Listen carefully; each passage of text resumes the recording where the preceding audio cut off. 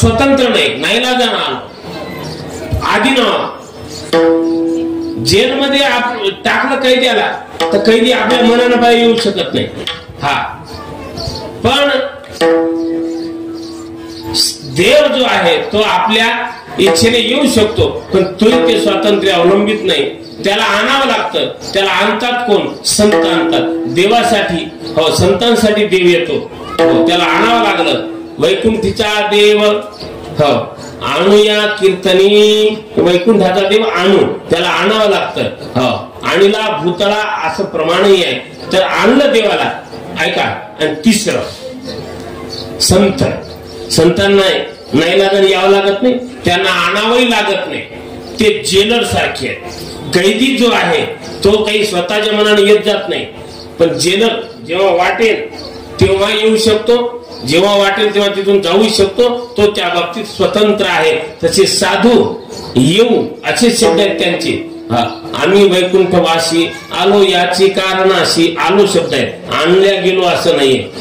बळजबरीने आलेले नाही, आलो. किंवा धन्य ते संसारी दयावंत जे अंतरी, येथे उपकारासाठी आले घर ज्या वैकुंठी. वेगळे आले शब्द आहेत. ते आले, ते स्वतंत्र आहेत. किंवा येतो जातो आम्ही देवाच्या संगात, तुका म्हणे गात राम नाम, देवाचं नाम गात गात ते येतात, तर ते स्वतंत्र आहे. तर तुकाराम महाराज येईन अर्थात पुन्हा पुन्हा येईन असं जेव्हा म्हणतायत, तर त्यांना विचारा तुम्ही कशाला येताय पुन्हा पुन्हा? वास्तविक पाहता हा जो सगळा परमार्थ आहे कशासाठी आहे? तो परमार्थ आहे मुक्त होण्यासाठी, जन्म मरण परंपरा खंडित करण्यासाठी, पुन्हा जन्माला यायचं नाही यासाठी.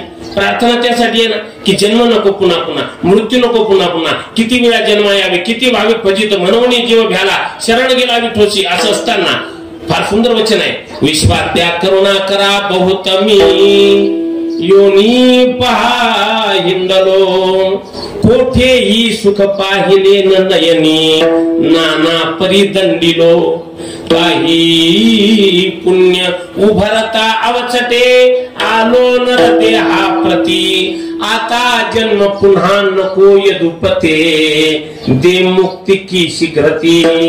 हा साधक म्हणतोय देवा, मुमुक्षू म्हणतो देवा मला पुन्हा जन्म नको. कारण जन्माला आहे ना काय चांगली गोष्ट आहे? जन्माला आहे ना काय सुखदायक आहे? नाही नाही, किती त्रास आहेत.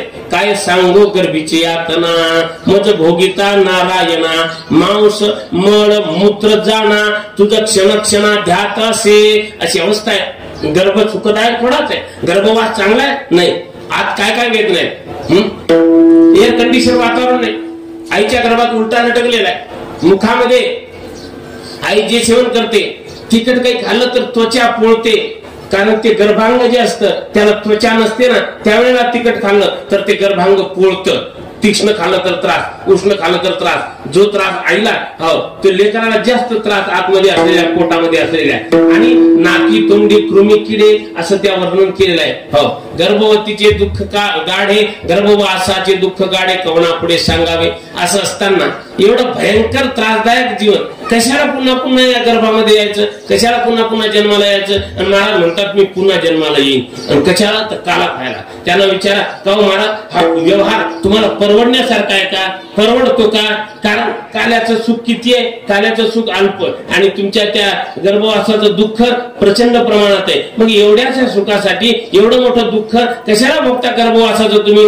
नका ना येऊ. महाराज म्हणाले तुम्हाला माहित नाही आहे का, दुःखातून दुःख कधी कधी वजा होतं, कधी दुःखातून सुख वजा होतं, कधी सुखातून दुःख वजा होतं, आणि कधी सुखातून सुख वजा होतं. हे गणित कळणं गरजेचं आहे. वेळेचा अभाव आता थोडक्यात सांगतो. दुःखातून दुःख वजा होतं. एका बाईचं एकुलते एक लेकरू वारलं आणि ती बाई रडते, जोरजोरात रडते, धाय मोकळून रडते. हा, तिला शुद्ध नाही इतकी रडते आहे. तेव्हा ती रडत असताना एक म्हातारी तिच्या जवळ आली, सांगितलं बाई माझी 9 पोरं मेली, जन्माला आल्या आल्या 2-2 महिन्यातच मृत्यू झाला. मी विसरले ना, तुझं एकच लेकरू गेलाय. गप झाली ती बाई. का गप्प झाली? दुःखातून काय झालं? दुःख वजा झालं. दुःखातून दुःख वजा होऊन जातं. कधी कधी दुःखातून सुख वजा होतं, कधी कधी सुखातून दुःख वजा होतं, आणि कधी कधी सुखातून सुख वजा होतं. तुकाराम महाराजांनी दुःखातून सुख, हो सुखातून ते दुःख वजा केलेलं आहे. आता काय केलेलं आहे की काल्याचं जे सुख आहे ते गर्भवासाच्या दुःखापेक्षा जास्त मोठं आहे. काल्याचं सुख जास्त आहे, गर्भवासाचं दुःख त्यापुढे काहीच नाही. जसं की व्यवहार परवडला पाहिजे तर करावा. एखाद्या माणसाने सांगितलं मी राहतो 100 किलोमीटरवर आणि इथून मला एखाद्याने फोन केला, या महाराज आपल्या घरी तुम्हाला स्पेशल चहा पाचतो, तर चहासाठी 100 किलोमीटर मला इकडे यायला पडतं का? व्यवहार परवडण्यासारखा आहे का? आमचे काही मित्र असे आहेत जे मला सांगतात कुठे आहात? चिखलीमध्ये आहे, उतरा उतरा तुम्हाला चहा पाचतो असं सांगतो जरा काय अमृत आणलंय स्वर्गातून त्याने. म्हटलं परवडण्यासारखं नाही ना, इथे थांबून काय करू? व्यवहार परवडण्यासारखा कोणता आहे की तुम्ही मला फोन करावा, महाराज या 1.5 तोळ्याची अंगठी करतो, मी येतो. तर व्यवहार परवडण्यासारखा आहे. संग नका, मग एकट्याला बोलवलं तरी येईल, तुम्ही कोण नाही एवढ्याला कोण करणार? समजलं? करता का तुम्ही? नाही करत, मला माहिती.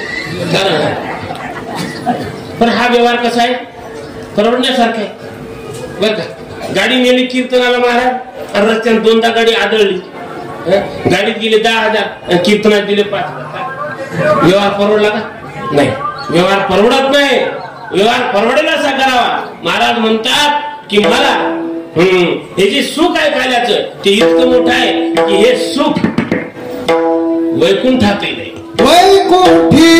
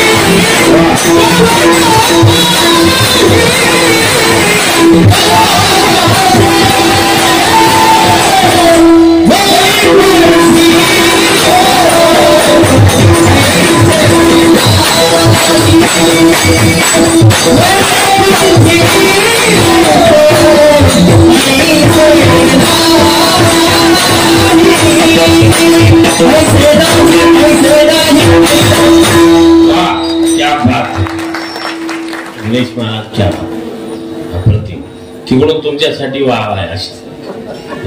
ते दादा तिकडे बसले, त्याला काय दर्दी माणसं पाहिजेत नाही, दर्दी लोक आहेत महाराज इकडं. नाही तर चांगलं करणार आणला रे यादी वकील करे असे आवाज करे गाणं कळावं लागतं. गाणं कळावं राग नाही कळात चालतो की स्वर समूह रंजक आहे, हृदयापर्यंत पोहोचता स्वर ही मोठी ताकद असते. वा. तर वैकुंठी तो ऐसे नाही. महाराजांना विचारा का हा व्यवहार तुम्हाला परवडत नाही तरी तुम्ही हे करता? महाराज म्हणता परवडत नाही, अहो फार मोठा लाभ आहे त्यामध्ये. लाभ काय? काल्याचं सुख मिळणार आहे आणि हा काला वैकुंठात नाही हो, वैकुंठातही दुर्लभ आहे. एकदा सगळ्यांनी माडी मारून बसा, आपली वेळ संपत आलेली कीर्तनाची. सगळ्यांनी भजन केलं पाहिजे तरच मी थांबू शकतो, नाहीतर एक चालेल पुढे, मला काही काम नाही आज बर का. हे भजन सगळ्यांनी केलं पाहिजे. यांना आहे ती हो माझ्या सोबत आहेत, तुम्ही सगळ्यांनी मला भजन करा. टाळी वाजवली पाहिजे, मुखाने उच्चार केला पाहिजे तर भजन. विठोबा रखुमाई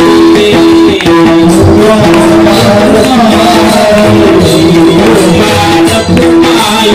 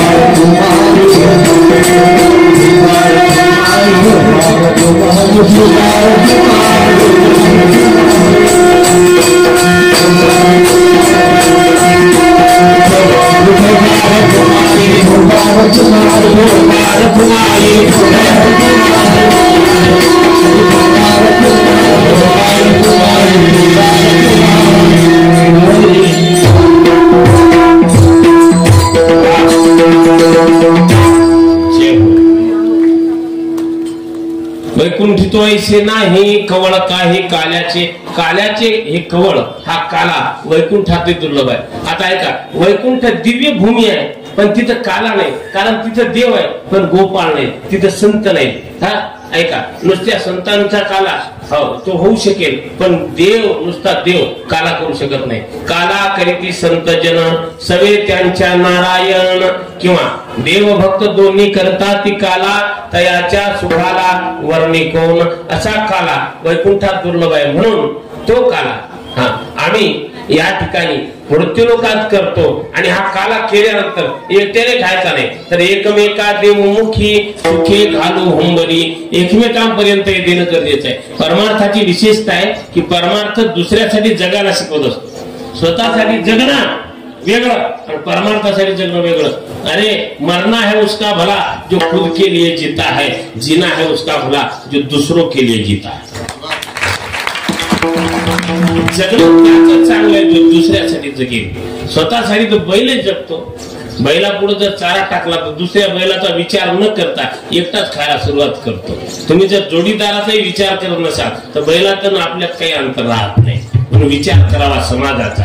स्वतःसाठी काय जगायचं, इतरांसाठी जगा. परमार्थामध्ये मिळालेला आनंद इतरांना द्यावा म्हणून एकमेका देवमुखी सुखे घालो हुंबरी. बर हा काला तुम्ही करणार कुठे तर तुका म्हणे वाळवंट बरवे नीट उत्तम. ते तो आधी सांगितलं काला खाऊ, तर इथे खाऊ शब्दाचा अर्थ आहे करू. करू शब्दाचा अर्थ आहे काला करावा लागतो. हा आणि खाणं हा विषय नंतरचा आहे पण आधी करायला पाहिजे. काला खाऊ बरेच शब्द आहेत. आता जीव ब्रह्मैक्य ज्ञानाच्या काला सांगताना आजी ओ समरावती काला पहावया येती. आता काला पाहायचा असतो की खायचा असतो? काला खायचा की पाहायचा? पण पाहून नुसते पाहून त्या देवांना देहभाव विसरले. मुळात विचार केला तर देवाला देह नाही. देवाला देह असतो तो दिव्य असतो. आपल्याला एक साधी गोष्ट माहिती आहे की देवाचा देह दिव्य आहे. कशावरून दिव्य आहे तर लोक आपले जुने लोक सांगतात, एवढं माहित असतं ज्यांना वाचत नाही माहित नाही पुराण वगैरे, तो म्हणेल देवाची सावली पडत नाही. नल दमयंतीच्या कथेमध्ये तसं वर्णन आहे. देवाची सावली पडत नाही. सावली देवांची का पडत नाही याचं कारण देवांच्या शरीरामध्ये दोन गोष्टी नाही.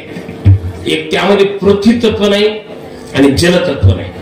बरं, त्यामध्ये 3 तत्वांनी देवांचा देह बनतो. देवाच्या देहामध्ये 3 तत्व, अग्नी वायू आणि आकाश. यात अग्नीचं प्रतिबिंब पडत नाही, वायूचं प्रतिबिंब पडत नाही आणि आकाशाचं प्रतिबिंब पडत नाही.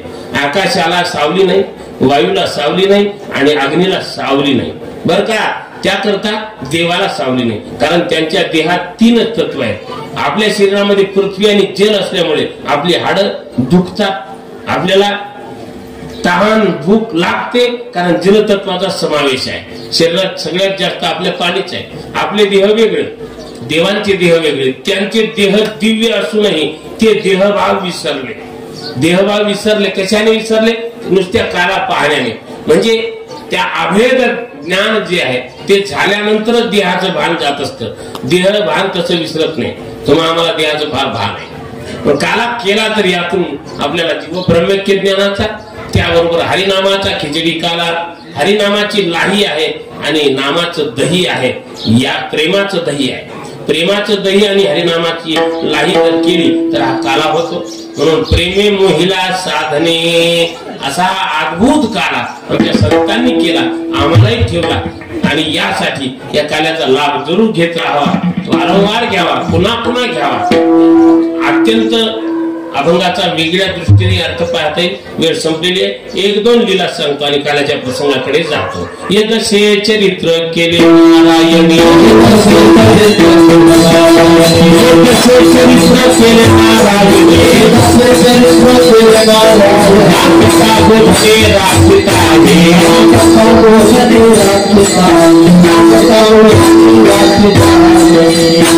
भगवान श्रीकृष्णाने जे चरित्र केलं ते 2 दशेमध्ये केलेलं आहे. ते चरित्र आपण ऐकलं पाहिजे. ते या काल्याच्या कीर्तनाचा नियम आहे, कृष्ण चरित्राचा नियम आहे. भगवान श्रीकृष्ण प्रगट झाले, मथुरेमध्ये आले, गोकुळामध्ये. गोकुळात आल्यानंतर कंसाने तर सर्वप्रथम पुतना पाठवली. पुतनेचा देवाने उद्धार केला. काग बगरिठा मारले, शक्टासूर तृणावर्त मारले. तत्पूर्वी देवाचं नामकरण होण्याच्या आधीच एवढे राक्षस आले. आता नामकरण जेव्हा देवाचं करायचं त्यावेळेला त्यांचं देवाचं नामकरण हा विधी आहे. आता अलीकडे हे विधी चालले कालबाह्य होत. हिंदू लोकांनी संस्कार सोडू नये. आपल्यावर जे संस्कार आहेत ना ते केले पाहिजेत. मुलांना संस्काराची गरज आहे. काही घरात जावं तर लेकरू आल्याबरोबर त्याला सांगावं लागत नाही, महाराजाच्या पाया पडतो ते लेकरू. संस्कार असतात. गेल्याबरोबर लगे बाबा पाय जोडा, ते लेकरूच म्हणतं बरं का. आणि काही काही घरात गेल्यानंतर बाप म्हणतो मुलाला ए पाया पड महाराजाच्या पोरा, तर ते लेकरू म्हणतं दगडच हात तुम्ही बाटाच मारून तो महाराज. आता हे कशामुळे मला संस्काराची गरज आहे, संस्काराची आवश्यकता असते. मुलांना संस्कार दिले पाहिजेत. आणि म्हणून त्या गर्गाचार्यांच्या तिथे जेव्हा नामकरण सोहळ्याला आले, हे विधीविषयी संस्काराविषयी मी सांगतो. नामकरण सोहळा जन्मापासून संस्कार आहे, हे केले पाहिजे. नामकरण आपल्याकडे 12व्या दिवशी काय करतात? नाव ठेवतात. नामकरणासाठी कोण आले? गर्गाचार्य. आता गर्गाचार्य हे वसुदेवांचे म्हणजे यादवांचे कुलगुरू आहेत आणि ते आले तिथं यादवांचे गुरु. आणि तेव्हा नंदबाबांना ते म्हणतात की तुझ्या मुलाचं नामकरण जर मी केलं तर कंसाला कळेल आणि हा वसुदेवाचा मुलगा आहे असं समजून तो त्याला इजा पोहोचेल. तर आता हे गुप्तपणे केलं पाहिजे. तर नामकरण गोशाळेमध्ये केलं. काय असतं? सोपं जीवन, देवाचे जीवन गुप्तपणे नामकरण. रोहिणीचा एक पुत्र आहे आणि यशोदेचा पुत्र आहे. रोहिणीच्या मुलाचं नाव आधी ठेवलं, म्हणाले हा तुमचा मुलगा सगळ्यांना आनंद देईल म्हणून याचं नाव राम ठेवा. हा बलवान आहे म्हणून याचं नाव बल ठेवा. म्हणून बल आणि राम ही 2 वेगळी नाव आहेत, पण बलराम हे एक नाव झालं. बलराम. बलरामजी खूप सुंदर आहेत कारण शेषाचा अवतार आहे. आणि दुसरं नाव म्हणाले हा जो तुमचा मुलगा आहे यशोदानंदन आहे याचं नाव कृष्ण, कारण हा याने या वेळेला काळा रंग धारण केलेला आहे. कधी हा तांबडा श्वेत आणि कृष्ण असे रंग धारण करतो. रक्त श्वेत कृष्ण, पीत प्रभा भिन्न अशा स्वरूपाची रूप हा धारण करतो. या वेळेला काळा होऊन आलेला आहे म्हणून याचं नाव कृष्ण ठेवा. हा आकर्षक आहे. कृष्ण फारच आकर्षक आहे. मनोज गर्व मोचनम विशाल लोचनम विभूत गोप शोचनम नमामि पद्मलोचनम आरविंद भूधरम स्फुटावलोक सुंदरम महेंद्र मानदारणम नमामि कृष्ण वारणम. हा श्लोक फारच गोड आहे बरं का. या ही स्तुती अत्यंत सुंदर आहे. माझी वेळ संपलेली आहे. भगवान खूप सुंदर म्हणून याचं नाव कृष्ण ठेवा म्हणाले. नामकरण झालं, कृष्ण नाव ठेवलं. आता नामकरण झालं, गर्गाचार्य म्हणाले काम झालं, मी निघतो. यशोदामाने सांगितलं महाराज तुम्ही संत माणूस, साधू माणूस घरून उपाशी नाही केला पाहिजे, एवढी काळजी कायम घेतली पाहिजे. कोणी साधू आला तर आग्रह करावा, चहा तरी घ्या, पाणी तरी घ्या. काही काही म्हणतात चहा घेणार का आपण, असं विचारल्यानंतर हो तोच म्हणू शकतो जो निर्लज्ज आहे. हो ठेवा, असं नसतं विचारायचं. चहा घेणार का महाराज, कॉफी घेता असं ना काय, चहा घेता की कॉफी घेता का जेवणाचं सांगू असं बोलावं लागतं. तुम्ही कसं जेवण करता का, करणार का? आता निर्लज्ज असला करा म्हणत, पण आता माझ्यासारखा शहाणा माणूस काय राहू द्या असं एकदा म्हणावं लागतं. राहू द्या, राहू द्या म्हटल्याबरोबर तो रे दे कोणी केलं महाराज गाठी करून रे खाना यायचं काय खाना अवगत रे असं असं काही खरं नाही. समज हा आलेल्या अतिथीला हे काय आम्ही कसं अमरसिंग आडे यांच्याकडे गेलो, भोजनाची तत्पर व्यवस्था, लगेच सांगायची पण गरज नाही अशी व्यवस्था. खावचो काय कोणी रे असं नसतं. असं ठीक आहे. आता आहे का गर्गाचार्यांना यशोदा मातेने सांगितलं की आपण भोजनाशिवाय जाणार नाही. गर्गाचार्य म्हणाले मी दुसऱ्याच्या हातचे खात नाही, मी ब्राह्मण आहे, मला काही नियम आहे. त्यांनी सांगितलं हरकत नाही, मी तुम्हाला सीधा आटा देते, ते अन्न तुम्ही शिजवा, तुम्हीच खा. त्यांनी स्वतः आपल्या हाताने खीर बनवली. मला सांगितलं आता मी सोळं घातलेलं आहे, माझा भोजन होईपर्यंत, प्रसाद ग्रहण करीपर्यंत लेकराला इकडे येऊ देऊ नको, नाही तर तुझं लेकरू सोहळ्याचं बोवळं करून टाकेल सगळं. ते काही खरं नाही, येऊ देऊ नको इकडं. सांगितलं येऊ देऊ नको, सांगितलं. यशोदामाने सांगितलं काळजी करू नका, येणार नाही, तुम्ही तुमचा हा प्रसाद ग्रहण करा. त्यांनी बस मंत्र वगैरे म्हटले आणि ओम सहनावतु स्वरमुक्त स्वयं प्रवाह अविदित मथुमा अविदित शाव हे म्हणून सुरू करणार. डोळे मिटून देवाचं ध्यान केलं. देवा या प्रसाद ग्रहण करा, नैवेद्य ग्रहण करा. आता देवाला बोलावल्याबरोबर यशोदानंतर भगवान श्रीकृष्ण तोच तर तो आहे. भगवान लगेच आले आणि ताटा भाग घातला. डोळे उघडले तर लेकर काय यशोदे तुझ्या लेकराला तुला आवडता येत नाही का, हे काय माझं, मी आता पुन्हा करावं लागेल मला आंघोळ करून. पुन्हा आंघोळ केली, पुन्हा खीर तयार केली, पुन्हा सांगितलं आता काळजी घे. आत कोंडलं, देवाला झोपवलं, बाहेरून कुलूप लावलं, चावी सोबत घेऊन बाहेर निघून आली यशोदा माता. आणि पुन्हा यांनी खीर बनवली, पुन्हा डोळे लावले, पुन्हा देवाचं ध्यान केलं की देवा या प्रसाद ग्रहण करा. भगवान म्हणाले काय करावं, मला बोलवतो घेतलं तर खूप वाटतो, पण देव हजर झाले. खिरीतच बसून ताटात बसून सुरू कार्यक्रम. डोळे उघडले, अरे हे पुन्हा लेकरू आलं म्हणाले. पुन्हा आरडाओरडा, संताप. भगवान परमात्म्याला वाटलं आईला उगाच त्रास, म्हणून भगवान परमात्म्याने त्यांना आपल्या डोळ्यामध्ये पाहण्याचा संकेत दिला. डोळ्यात पाहिल्याबरोबर विश्वरूप दर्शन डोळ्यातच झालं. हे विश्वरूप दर्शन. तसं दुसरं विश्वरूप दर्शन माती खाली म्हणे देवाने, माती देवाने खाली चालते, आपण माती खायला चालत नाही.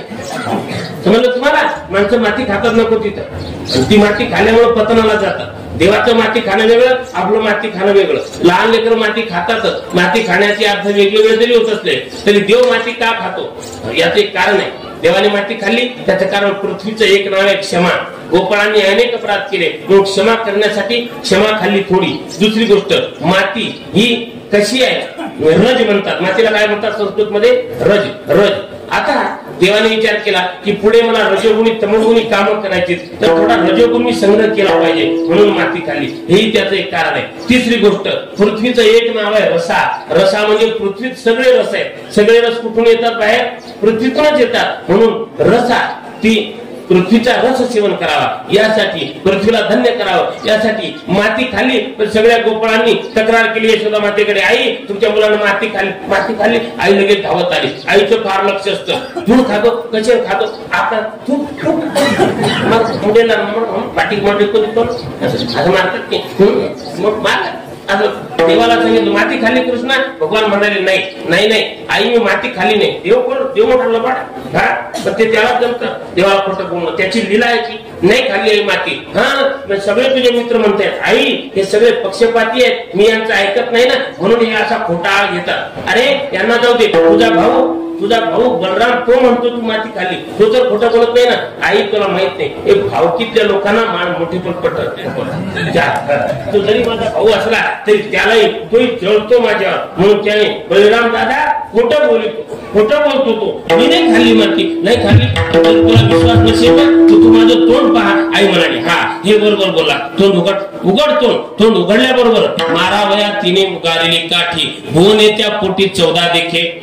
14 भुवनाचं दर्शन आणि भगवान परमात्म्याने घडवलं. अशा अनेक बाललीला देवाच्या, नंतर जे चोरी वगैरे या लीला खूप आहे. अशा अनेक लीला केल्या आणि भगवान परमात्म्याने आपल्या काही गोपाळांसह वनामध्ये जातात, खेळ खेळतात. तिथे खेळताना क्रीडा करताना थकले भागलेले गोपाळ देवाला म्हणतात, देवा खूप वेळ झाला, भूक लागली, 1:30-2 वाजत आले, तुमचे आवरा आता.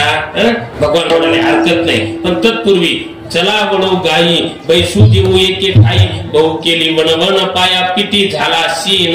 सगळ्या गाई एकत्र केल्या, सगळ्यांच्या शिदोऱ्या एकत्र केल्या. मध्यभागी देव उभा राहिला आणि आपल्या हाताने भगवान गोपाळांना काला देतोय. भानुदास गीती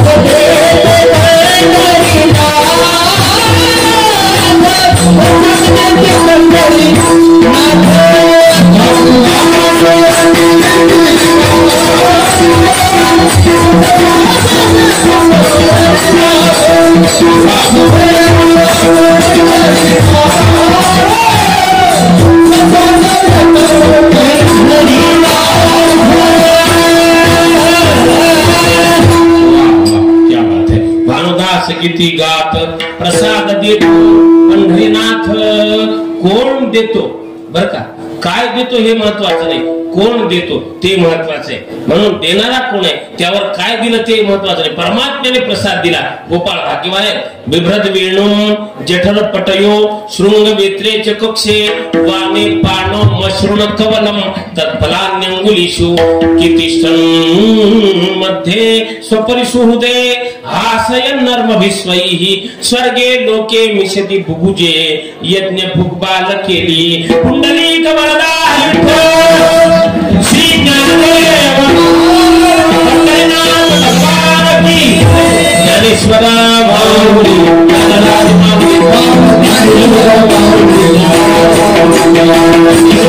माऊली जय जय ज्ञानेश्वर माऊली.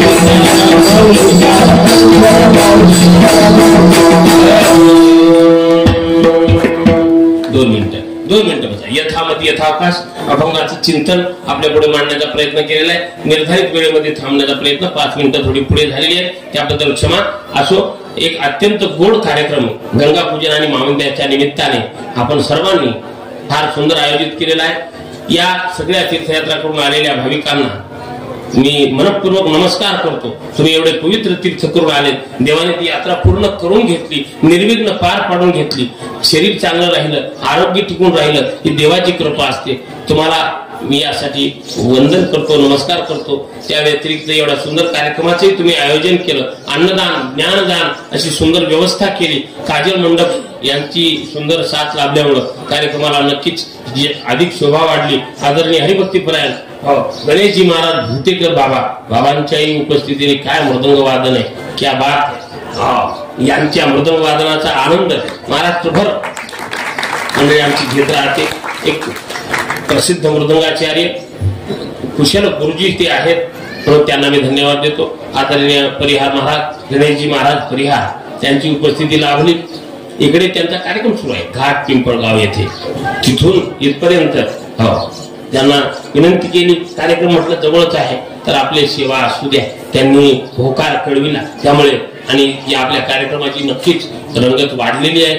आदरणीय सुनीलजी महाराज आधाने मी त्यांनाही धन्यवाद देतो. शिवाजी महाराज आमची भेट झाली, मी त्यांना फोन केला, म्हटलं आलोय आपल्या परिसरात, लगेच हजर झाले. याला प्रेम म्हणतात. अन्य सर्व आपली टाळकरी आपली प्रेमाची माणसं आहेत. सगळ्यांना धन्यवाद. लाईव्ह आहे की रेकॉर्डिंग आहे? रेकॉर्डिंग आहे, म्हणून त्यांनाही धन्यवाद देतो. आवड आहे त्यांना उत्तम प्रकारे असं छायाचित्रण त्यांनी छान केलेलं आहे आता सगळं. आणि बरोबर आमच्या माता भगिनी आमचा सगळा आणि पुरुष वर्ग सगळी मंडळी सगळ्यांनी फार शांतपणे श्रवण केलेलं आहे. सगळ्यांना मी धन्यवाद देतो एवढा छान श्रवणाला प्रतिसाद दिल्याबद्दल. आणि झालेली सेवा मारुतीरायाच्या चरणी समर्पित करून मी सेवेला विराम देतो. जय विठ्ठल.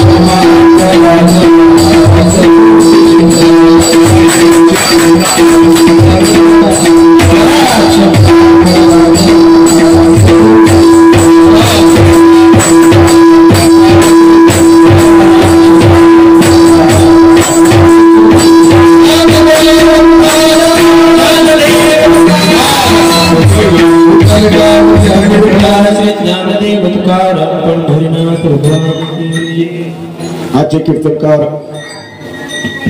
हरभक्तीपरायण विठ्ठल महाराज राठोड शास्त्री दानेकर यांनी आपल्या वेळेत वेळ काढून आणि विनंतीला मान देऊन ते वेळेवर आले आणि सुंदर असं कार्यक्रम त्यांनी केलेला आहे.